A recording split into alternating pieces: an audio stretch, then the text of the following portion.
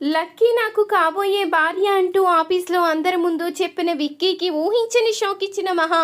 అసలు ఏం జరిగింది తెలుసుకోవాలి అనుకుంటే వీడియోని చివరి వరకు స్కిప్ చేయకుండా చూసేయండి. అలాగే వీడియో కనుక నచ్చినట్టయితే తప్పకుండా ఒక్క లైక్ చేయండి. మీరిచ్చే ఒక చిన్న లైక్ మన ఛానల్కి ఎంతో సపోర్ట్ని ఇస్తుంది. ఇక తాయారైతే చక్రి వాళ్ళతో చెప్తూ ఉంటుంది, ఇతను ఎవరో కాదు మీ మేనమామ. నీ కన్న తల్లిని నీ తండ్రి చంపేసి జైలుకు వెళ్ళాడు. తన అక్క అంటే తనకి ఎంతో ప్రాణం. అలాంటి అక్క దూరం అయిపోయేసరికి మీ నాన్న మీద పగ పెంచుకున్నాడు. ఇప్పుడు ఆ కోపంతోనే మీ నాన్నని కొట్టాడు తప్ప వేరే పగలు పంతాలు ఏమీ లేవు. దేవత లాంటి మీ అమ్మని చంపినందుకు ఎవరికి మాత్రం కోపం రాదు. ఇన్ని రోజులు నేను మీ కుటుంబాన్ని వెలివేసింది, మీ కుటుంబానికి దూరంగా ఉన్నది కూడా ఇంతకే. మీరు ఆస్తి కోసం అనుకున్నారు, కానీ నేను ఆస్తి కోసమో అంతస్తు కోసమో మీ కుటుంబాన్ని వెలివేయలేదు. మా దేవత లాంటి వదిన్ని మీ నాన్న కర్కశంగా చంపేశాడు కాబట్టి మీ కుటుంబానికి ఇన్ని రోజులు దూరంగా ఉన్నాను. మీ నాన్న మూర్ఖుడు కాబట్టే దూరంగా ఉన్నాను అంటూ తాయారైతే చెప్తూ ఉంటుంది.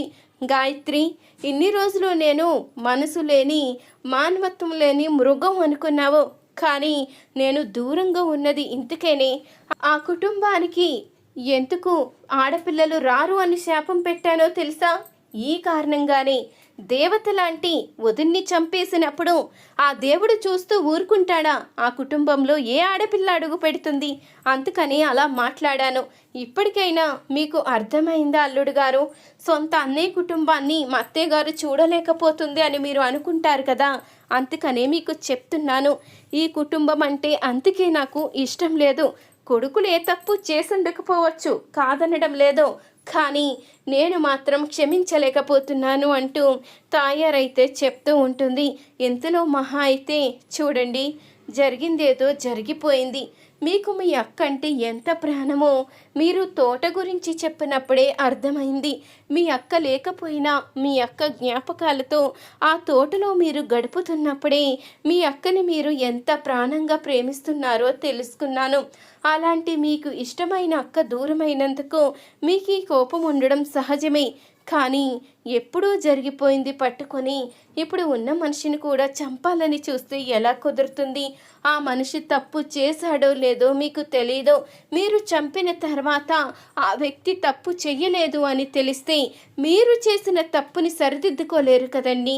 మీరు మీ కళ్ళతో చూడలేదు కదా చంపడం అంటూ మహా కూడా అడుగుతూ ఉంటుంది. అప్పుడే మాధవ్ కూడా, అవును, మిమ్మల్ని మావయ్య అని పిలిచే అర్హత ఉందో లేదో నాకు తెలియదు, కానీ నేను చెప్తున్నాను వినండి. మా నాన్న నిజంగానే మా అమ్మని చంపుండడం, కానీ నేను చంపలేదు అని నిరూపించుకునే సాక్ష్యాలు లేక వదిలేశాడు. దయచేసి ఇక మా కుటుంబాన్ని ఇక్కడితో వదిలేయండి అంటూ ఇక మాధవ్ అయితే చెప్పి అందరినీ తీసుకుని ఊరికైతే వస్తాడు. వచ్చిన తర్వాత కేశవ్ అయితే శైలు ఇంటికి వస్తాడు. ఇక కేశవ్ని చూసి అందరూ కూడా కోపంతో రగిలిపోతూ ఉంటారు. ఏంటి, ఎందుకు వచ్చావు అంటూ సురేష్ అయితే నిలదీస్తూ ఉంటాడు. అప్పుడు ఇక కేశవ్ అయితే, ఏంటి ఎక్కువ మాట్లాడుతున్నావంటూ అనేసరికి, ఎక్కువ మాట్లాడక తక్కువ మాట్లాడాలా? నువ్వు చేసిన పని ఏమైనా బాగుందా? నా కూతుర్ని నమ్మించి దాన్ని తల్లిని చేశావు. ఈ వయసులోనే దానికి అన్యాయం చేశావు. అసలు నువ్వు మనిషివేనా? నీ కుటుంబానికి సంస్కారం అంటూ ఒకటి ఏడ్చిందా? మీ అన్నయ్య ఏదో పెద్ద ప్రగల్భాలు పలికాడు కదా, నా తమ్ముళ్ళు నా మాట వింటారు, నాతోనే వనవాసం వచ్చే లక్ష్మణుళ్ళు అంటూ ఏదేదో కబుర్లు చెప్పాడు. ఇప్పుడు చూస్తే నువ్వేమో ఇలాంటి పనికిమాలి పని చేసి ఇంకా ధైర్యంగా నా గుమ్మంలోకి వచ్చావు అంటూ వరాలైతే నిలదీస్తూ ఉంటుంది. నువ్వెక్కడ ఉండడానికి వీల్లేదురా, బయటికి పోరా అంటూ సురేష్ అయితే గెంటుతూ ఉండగా అప్పుడే ఒకవైపు చక్రి, మరొక వైపు ఇక శైలు అందరూ కూడా ఇద్దరిని ఆపుతూ ఉంటారు. ఇంతలో శైలు అయితే, ఆగరా, నేను చెప్పేది విను, వాళ్ళు ఏ తప్పు చెయ్యలేదు, నేను ప్రెగ్నెంట్నే కాదు అంటూ శైలు అనేసరికి ఆ మాటకి వరాలైతే ఒక్కసారిగా షాక్ అవుతుంది. మరి ఎంతకే అలా చెప్పావు, ఎంతకే పరువు తీసావు అంటూ అడుగుతూ ఉంటుంది వరాలైతే. మరి ఏం చెయ్యమంటారు? కనీసం నాకు ఇష్టమా కాదా అని ఏవి తెలుసుకోకుండా బలవంతంగా ఒక బలి పశువుని కూర్చోబెట్టినట్టు కూర్చోబెట్టి పెళ్లి చేసేద్దాము అంటే ఎలా చూస్తూ ఊరుకుంటాను. అందుకే అబద్ధం చెప్పాను. నాన్న, నీ పెంపకంలో ఎలాంటి తప్పు లేదు నాన్న. నేను ఏ తప్పు చేయలేదు. నేను ప్రెగ్నెంట్ని కాదు. నువ్వు కూడా నాకు అన్యాయం చేసి వీళ్లతో చేతులు కలిపి నా గొంతు కొయ్యాలని చూశావు. అందుకే ఆ రోజు నువ్వు అంత దీనంగా బాధపడుతున్నా నా నోట్లోంచి ఈ మాట రాలేదు. ఆ రోజే నేను ఈ మాట నీకు చెప్పుండేదాన్ని, నీ బాధను ఆపుండేదాన్ని. కానీ మీరు మళ్ళీ బలవంతంగా నాకు పెళ్లి చెయ్యరు అన్న గ్యారెంటీ ఏంటి? అందుకనే చెప్పలేదు. ఇప్పుడెందుకు చెప్తున్నానో తెలుసా? కేశవ్ వచ్చాడు కదా, ఆ ధైర్యంతో చెప్తున్నాను. ఇక మీరు నాకు ఎవ్వరితోనూ పెళ్లి చెయ్యలేరు. కేశవ్ ఉండగా మీరు ఎలాంటి హాని తలపెట్టలేరు అంటూ అనంగానే అప్పుడే కేశవ్ అయితే చెప్తూ ఉంటాడు, చూడండి, ఇప్పటికైనా మీకు నిజం అర్థమయ్యే ఉంటుంది కదా. మా అన్నయ్య పెంపకం గురించి తప్పుగా మాట్లాడారు. నేను గనక అలా తప్పు చేసేవాణ్ణి అయితే మీ అమ్మాయి పెళ్లి చేసుకోమని నా దగ్గరికి వచ్చినప్పుడు అక్కడే మెడలో తాళి కట్టేసి ఉండేవాణ్ణి. వెనక్కి ఎందుకు తీసుకొచ్చాను? మీ పరువు పోకూడదు, మీరు నలుగురిలో నవ్వుల పాలు అవ్వకూడదు, మీ అంగీకారంతోనే మా పెళ్ళి జరగాలి అన్న ఒకే ఒక్క కారణంతోనే మీ అమ్మాయిని వెనక్కి తీసుకువచ్చాను. కానీ మీరు అదంతా మర్చిపోయి నేను తప్పు చేశాను, మీ అమ్మాయికి అన్యాయం చేశాను, మీ అన్నయ్య పెంపకం ఇంతేనా అంటూ ఏదేదో మాట్లాడారు. మాట్లాడే ముందు వెనుక ముందు ఆలోచించి మాట్లాడాలి. మాటలు అనేసిన తర్వాత అవి వెనక్కి తీసుకోవడం కష్టం. ఇప్పుడు చెప్తున్నాను వినండి. శైలు నాది. శైలుని పెళ్లి చేసుకునేది నేనే. అది కాదని ఎవరు చేసుకోవాలని చూసినా ఊరుకునే ప్రసక్తే లేదు. ఇప్పుడే చెప్తున్నాను అంటూ కేశవ్ అంటూ ఉంటాడు. ఏంటిదంతా? మా ఇంటికొచ్చి నువ్వు గొడవ చేయడం ఏంటి? అర్థం కావడం లేదు అంటూ అనంగానే ఒక కన్న తండ్రిగా కూతురికి ఏం కావాలో కొనివ్వడం కాదు, చిన్నప్పటి నుంచి అల్లారు ముద్దుగా పెంచాను, అడిగినవిచ్చాను అనడం కాదు, ఇప్పుడు తన జీవితం ఎవరిని పెళ్లి చేసుకుంటుందో బాగుంటుందో, తను ఎవరిని ఇష్టపడుతుందో అది చూసుకోవాలి అంటూ ఇక కేశవ్ అయితే చెప్పి శైలుని బయటికి అయితే తీసుకుని వస్తాడు. ఎంతకే బుస్సు ఇలా చేశావు? అందరి చేత ఎందుకు మాటలు పడడం, ఎందుకు ఇలాంటి పని చేశావు అంటూ అడుగుతూ ఉంటాడు. మరి ఏం చెయ్యమంటావురా? తప్పనిసరి పరిస్థితిలో అలా చెయ్యవలసి వచ్చింది. నేనే గనక నీ బిడ్డని కడుపులో మోస్తున్నాను అని చెప్పుండకపోతే ఇప్పటికి నేను వేరొకటి భార్యని అయిపోయి ఉండేదాన్ని. నువ్వేమో గెడ్డం పెంచుకొని దేవదాసులా నన్ను మోసం చేసింది అంటూ పాటలు పాడుకుంటూ ఉండేవాడివి. ఏం చెయ్యమంటావు? నీకు అలాంటి అన్యాయం చెయ్యలేక నేను ఇలా నా మీద నింద వేసుకోవలసి వచ్చింది అంటూ అనంగానే నా కోసం ఎంత త్యాగం చేశావే. నువ్వు ఇలా నింద వేసుకోవడం నీ లైఫ్కే ఇబ్బందని నువ్వు అనుకోలేదా అంటూ అనంగానే నీ మీద నమ్మకంతోని ఇలా చేశానురా. నువ్వు ఎట్టి పరిస్థితిలో నన్ను అనుమానించవు అన్న ఒకే ఒక్క నమ్మకంతో ఇలా చేశాను అంటూ చెప్తూ ఉంటుంది శైలు. ఇంతలో చక్రితో అయితే అంటూ ఉంటుంది, మీ తమ్ముడు ఇలా చేశాడు అని మా ఇంట్లో వాళ్ళు ఫోన్ చేసినప్పుడు ఖచ్చితంగా మీ అందరూ నమ్మేసే ఉంటారు. ఎందుకంటే ఏ ఆడపిల్ల తల్లి కూడా ఇలా చెప్పదు కదా, అది నిజమే అయి ఉంటుంది అని మీరు ఖచ్చితంగా నమ్మి కేశవని ఏదో కొట్టడమో తిట్టడమో ఏదో చేసే ఉంటారు. కానీ అందుకు నేను క్షమాపణ చెప్తున్నాను. కేశవ చాలా మంచివాడు, హద్దులు దాటడు. దయచేసి అర్థం చేసుకోండి. నాకు బలవంతంగా పెళ్లి చేస్తే అది ఆపడం కోసమే నేను ఇలా అబద్ధం ఆడాను తప్ప వేరే కారణంతో కాదు. దయచేసి నన్ను అర్థం చేసుకోండి అంటూ ఇక శైలు అయితే చెప్తూ ఉంటుంది. నువ్వు చేసిన దాంట్లో తప్పేమీ లేదమ్మా. నీ ప్రేమ గెలిపించుకోవడం కోసం ఇలా మాట్లాడావు. మేము దానికి ఏమీ అనుకోలేదు. మీ ఇద్దరికి పెళ్లి చెయ్యాలనే నిర్ణయించుకున్నామంటూ చక్రి కూడా చెప్తాడు. ఇక ఇద్దరు ఇంటికి తిరిగి వచ్చిన తర్వాత చక్రి అయితే మాధవతో అంటూ ఉంటాడు, అక్కడ శైలు అబద్ధం ఆడడానికి కారణం ఉంది. తనకి బలవంతంగా పెళ్లి చేస్తున్నారని, ఆ పెళ్లి ఆపడం కోసం మాత్రమే కేశవ బిడ్డని కడుపులో మోస్తున్నానని అబద్ధం చెప్పిందంట అన్నయ్య. నువ్వు ఆలోచించకుండా వాడి మీద చేయి చేసుకున్నావు, వాడు ఎలాంటి తప్పు చెయ్యలేదు అంటూ చక్రి అంటూ ఉండంగా అప్పుడే మాధవ్ అయితే చాలా బాధపడుతూ ఉంటాడు. నేను ఇంత తప్పు చేశానా, వాడు తప్పు లేకపోయినా వాడిని నిందించాను, నా చేతులతో ఎప్పుడు వాడి మీద దెబ్బ కూడా వేయలేదు, అలాంటిది వెనక ముందు ఆలోచించకుండా వాడి మీద చేయి చేసుకున్నాను, నన్ను క్షమించరా, నేను చాలా పెద్ద తప్పు చేశాను, నీ మీద చేయి చేసుకున్నాను, నా పెంపకాన్ని నేనే అనుమానించాను, నీ గురించి అన్నీ తెలుసు, ఎవరికి అన్యాయం జరిగినా ఊరుకోవని, ఎలాంటి తప్పు చెయ్యవని తెలిసి కూడా ఆవిడ చెప్పేసరికి గుడ్డివాడిలా నమ్మేసి నీ మీద చేయి చేసుకున్నందుకు నా మీద నాకే అసహ్యం వేస్తుంది అంటూ మాధవ్ అంటూ ఉంటాడు. అయ్యో అన్నయ్య, నువ్వు బాధపడకు, నువ్వు చేసిన దాంట్లో తప్పేమీ లేదు అంటూ ఇక కేశవనంగానే అవును పెద్ది, ఒక ఆడపిల్లకి అన్యాయం చేశాడు నీ తమ్ముడు అని తెలిసినప్పుడు నువ్వు అలా కోపం చూపించడంలో తప్పేమీ లేదు, నువ్వు ఇంటి పెద్దగా సరైన మాటలే చెప్పావు, కానీ అటు నుంచి అబద్ధం చెప్తారు అని మనం అనుకోం కదా, ఆ అమ్మాయి పెళ్ళి తప్పించుకోవడం కోసం ఇలా మాట్లాడింది అని మనకి తెలియదు కదా పెద్ది, ఈ గొడవలు ఇక్కడితో వదిలేయండి, మనమందరం కలిసి సంతోషంగా ఉందాము అంటూ మహానంగానే ఇంతలో మాధవ్ మాత్రం బయటకు వచ్చేస్తాడు. ఇక కేశవుని కొట్టిన చెయ్యిని చూసుకుని చాలా బాధపడుతూ ఉంటాడు. ఈ చేత్తో నేను వాడిని చెంప పగలగొట్టాను, ఈ చెయ్యిని చూస్తేనే నాకు కోపం వస్తుంది అంటూ ఇక ఆ చేతిని నేలకేసి కొట్టుకుంటాడు మాధవైతే. అప్పుడికి కేశవైతే, అన్నయ్య ఏం చేస్తున్నావో, నీకు కొట్టే హక్కు ఉందన్నయ్య, చిన్నప్పటి నుంచి అమ్మ నాన్న లేని లోటు తెలియకుండా మమ్మల్ని ఎంతో అల్లారి ముద్దుగా పెంచాము, అలాంటి నువ్వు బాధపడడానికి వీల్లేదన్నయ్య అంటూ చెప్పంగానే మహా కూడా అంటూ ఉంటుంది. అవును పెద్ది, మీరు బాధపడవలసిన అవసరం లేదు, జరిగింది మర్చిపోండి అంటూ మహా అయితే చెప్తుంది. మరుసటి రోజు ఉదయాన్నే మహా అయితే ఆఫీస్కి బయలుదేరుతుంది. అప్పుడే చక్రి అయితే అడుగుతూ ఉంటాడు, ఇన్ని రోజులు ఎంతో సంతోషంగా అందరూ కలిసి ఉన్నాం కదా, అవన్నీ గుర్తు చేసుకుంటూ ఉంటే చాలా సంతోషంగా ఉందండి అంటూ చక్రి అనగానే అవును, నాకు కూడా అలాగే ఉంది, ఆ పల్లెటూరు వాతావరణం అంతా నచ్చింది, కాకపోతే వచ్చేటప్పుడు క్లైమాక్స్ లాగా ఆ జరిగిన గొడవ ఒకటే నచ్చలేదంతే అంటూ మహానంగానే అవునండి, నాకొక మేనమామున్నాడని కానీ ఇంత చరిత్ర ఉందని కానీ నాకు కూడా తెలియదు, ఆ చరిత్ర తెలుసుకున్న తర్వాత నాకే ఆశ్చర్యం వేసింది అంటూ చక్రి కూడా అంటూ ఉంటాడు. ఇక మహా అయితే ఆఫీస్కి వస్తుంది.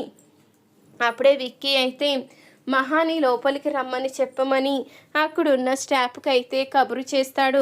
అప్పుడే మహా అయితే లోపలికి వచ్చిన వెంటనే ఇక అక్కడ వర్క్ చేస్తున్న ఎంప్లాయ్ అయితే చెప్తూ ఉంటుంది, మహా ఇన్ని రోజులు ఎక్కడికి వెళ్ళిపోయావు మహా, కనీసం చెప్పా పెట్టకుండా లీవ్ లెటర్ కూడా లేకుండా ఎక్కడికి వెళ్ళిపోయావు, బాస్ నీ మీద చాలా కోప్పడుతున్నారు, చాలా సీరియస్గా కూడా ఉన్నారు, అసలు ఏమంటారో కూడా అర్థం కావడం లేదు, ఇప్పుడు ఎలాంటి నిర్ణయం తీసుకుంటారో కూడా తెలియడం లేదు అంటూ అనగానే అప్పటిక మహా అయితే నేను 1 రోజు 2 రోజుల్లోనే వచ్చేద్దాము అనుకున్నాను, కానీ అక్కడ వెళ్ళిన దగ్గర అవ్వలేదు, నేను బాస్కి నచ్చ చెప్పుకుంటాను అంటూ అనగానే ఏమో మాట వింటారో లేదో నాకు అనుమానంగానే ఉంది, ఎందుకంటే చెప్పా చేయకుండా ఇన్ని రోజులు లీవ్ అంటే ఏ బాసు ఇవ్వరు కదా అని ఇంకా చెప్పంగానే అప్పుడే మహా అయితే ఇక విక్కీతో మాట్లాడడానికి లోపలికి అయితే వెళ్తుంది. అంటే అనుకోకుండా బయటికి వెళ్ళవలసి వచ్చింది, నేను లీవ్ లెటర్ ఇవ్వకపోవడం నా తప్పే, కానీ ఇంకెప్పుడు ఇలా జరగకుండా చూసుకుంటాను అంటూ మహా అనంగానే చేసిందంతా చేసేసి మళ్ళీ జరగకుండా చూసుకుంటాను అంటే ఎవరు వింటారు అంటూ అడుగుతూ ఉంటాడు విక్కీ అయితే. అంటే ఇప్పుడు నన్ను ఏం చేయమంటారు, జాబుకి రిజైన్ చేయమంటారా అంటూ అనగానే అవును, వెంటనే నువ్వు జాబ్కి రిజైన్ చేయవలసిందే అంటూ విక్కీ అయితే చెప్తూ ఉంటాడు. ఆ మాటకి మహా అయితే ఇంత చిన్న తప్పుకి అంత శిక్ష, సరే బాసుగా మీరు చెప్పిన తర్వాత తప్పదు కదా రిజైన్ చేస్తాను అంటూ అనగానే నువ్వు రిజైన్ చేసిన తర్వాత వేరే పోస్ట్కి రావాల్సి వస్తుంది, అదేంటో తెలుసా, నా భార్య పోస్ట్కి. అవును, ఈరోజే మీ అందరికీ చెప్తున్నాను, నేను లక్కీని పెళ్లి చేసుకోవాలి అనుకుంటున్నాను. లక్కీని ప్రాణంగా ప్రేమిస్తున్నాను. ఈ వారం రోజులే తను కనిపించకపోతే నేను ఏదో శాశ్వతంగా కోల్పోయినట్టు అనిపించింది. అందుకనే తను నాకు ఇలా దూరం కాకుండా ఉండాలి అన్నా, ఎప్పుడూ నా కళ్ళ ముందే నా దగ్గరే ఉండాలి అన్నా నేను తనని పెళ్లి చేసుకోవాలని అర్థమైంది. అందుకని ఈ ప్రపోజల్ మీ అందరి ఎదురుగానే చేస్తున్నాను. నా విషయాల్లో అంటూ పర్సనల్గా ఏమీ ఉండవు, అన్నీ మీతో షేర్ చేసుకుంటాను కదా. ఈ విషయాన్ని కూడా షేర్ చేసుకుంటున్నాను. నేను లక్కీని పెళ్లి చేసుకోవాలి అనుకుంటున్నాను, లక్కీని ప్రేమిస్తున్నాను అంటూ ఇక విక్కీ అయితే చెప్పంగానే అప్పుడే మహా అయితే మీరు పొరపాటు పడుతున్నారు, నేను పెళ్లి చేసుకునే ఉద్దేశం నాకు లేదు అంటూ చెప్తూ ఉంటుంది. ఏ ఎందుకు లేదు అంటే, నేను నిన్ను అడగకుండే విషయాన్ని చెప్పేశాను అని నీకు కోపం వచ్చిందా? నీకు నేనంటే ఇష్టం లేదా? సమాధానం చెప్పు లక్కీ. నువ్వు ఏం చెప్పినా వినడానికి నేను సిద్ధంగా ఉన్నాను. నువ్వేం చెప్తావో చెప్పు అంటూ ఇక విక్కీ అయితే అడుగుతూ ఉంటాడు.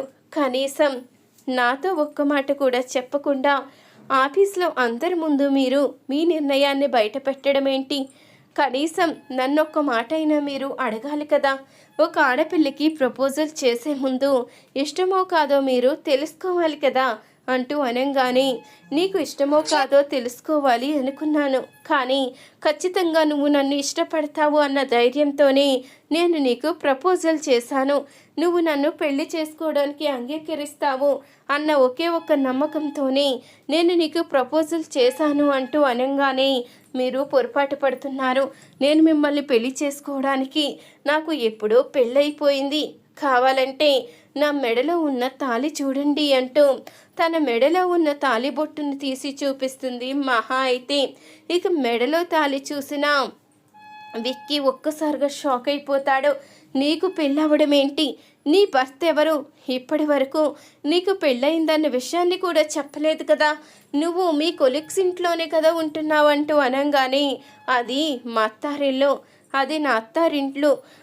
మీకు తెలియని విషయం ఏంటి అంటే, నా భర్త ఎవరు అని మీరు అడగొచ్చు. నా భర్త ఎవరో కాదు, చక్రి. ఆ రోజు ఆఫీస్కి వచ్చి నన్ను ఎవరో ఏదో అన్నారనుకుని గొడవ చేసి వెళ్ళాడు కదా, తనే నా భర్త అంటూ ఇక మహా అయితే చెప్పేసరికి విక్కీ నోటంట అయితే మాట రాదు. నీకు పెళ్ళయిందా? నీకు భర్త ఉన్నాడా? ఈ విషయాన్ని తెలుసుకోలేక పిచ్చివాడిలా నీ వెంట పడ్డాను. నిన్ను పిచ్చిగా ప్రేమించాను. ఈ విషయాన్ని తెలుసుకోలేక నా ఊహల్లో నిన్ను ఎంతగానో ఊహించుకున్నాను.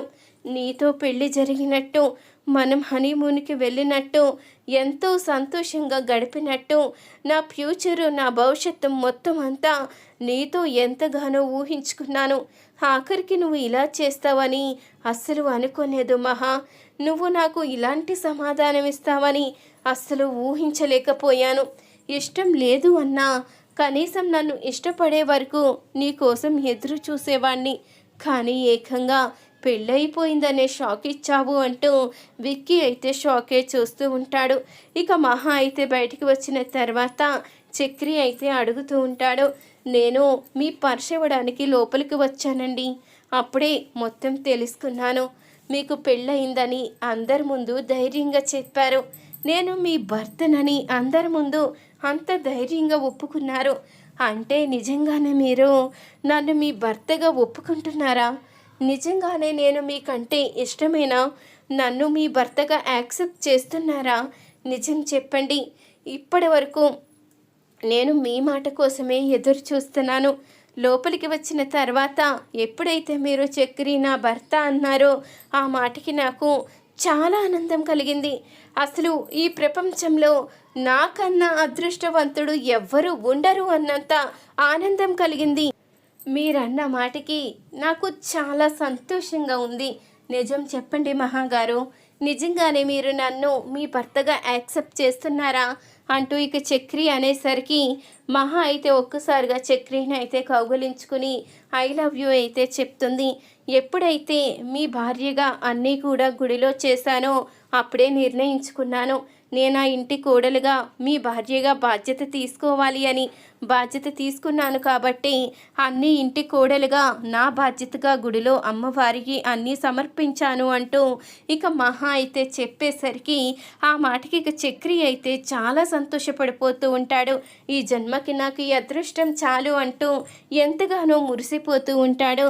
చూసారు కదా ఫ్రెండ్స్, ఈ వీడియో కనుక నచ్చితే తప్పకుండా ఒక లైక్ చేయండి.